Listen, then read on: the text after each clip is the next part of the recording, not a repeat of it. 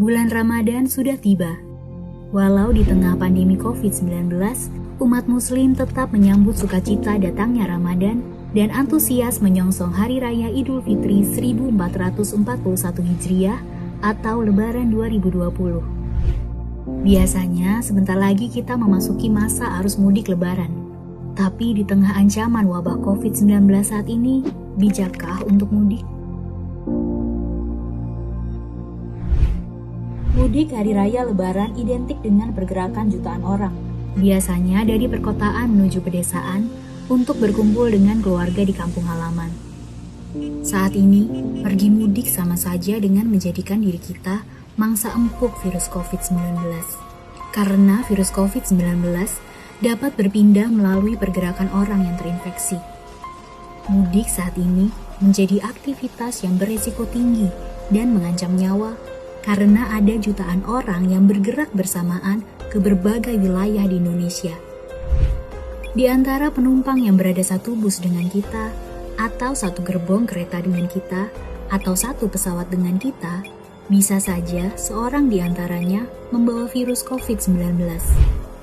Misalnya, A. menimbang-nimbang untuk tetap di perantauan atau mudik. Karena merasa dirinya sehat, A memutuskan untuk mudik. A memilih mudik menggunakan kereta. Ketika dalam perjalanan menuju stasiun, A tertular dengan orang yang membawa virus COVID-19. Saat itu, A masih merasa sehat, tapi dia sudah menjadi pembawa virus. Kemudian saat di dalam gerbong kereta, A menularkan ke B dan C yang duduk berdekatan dengannya. Ketika sampai di kampung halamannya, A, B, dan C menularkan virus COVID-19 ke keluarga mereka di desa masing-masing, dan virus COVID-19 pun menyebar luas di desa. Bayangkan jika ini terjadi pada jutaan orang.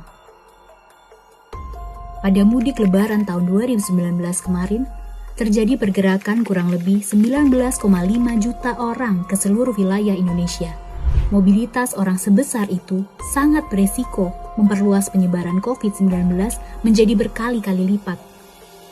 Sebuah desa yang sebelumnya jauh dari ancaman nyata COVID-19 bisa terpapar virus tersebut hanya karena dibawa oleh seorang pemudik. Tapi coba kita kembali ke pilihan A di awal. A memutuskan untuk tetap di perantauan walaupun harus menahan rindu. A tetap menjaga silaturahmi dengan keluarganya dengan mengganti mudik fisik dengan mudik digital. Tiap saat berbuka puasa dan sahur, ia melakukan panggilan video dengan keluarganya. Begitu juga saat malam takbiran dan Hari Raya Idul Fitri. A bermaaf-maafan dengan keluarganya melalui panggilan video. Walaupun jauh, ia tidak merasa sendirian. A tahu, ini hanya untuk sementara saja.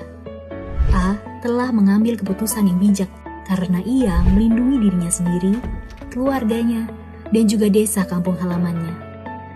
Pasti sulit rasanya untuk tidak melihat pasangan kita, anak-anak kita, orang tua kita, atau saudara-saudara kita di hari raya. Tapi meski sulit, inilah cara yang paling bijak untuk melindungi keluarga kita di kampung halaman.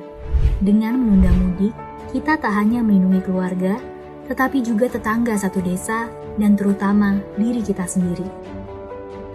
Mudah-mudahan, semua maaf lahir batin tetap dapat tersampaikan dan diterima dengan baik, walaupun hanya lewat telepon atau panggilan video.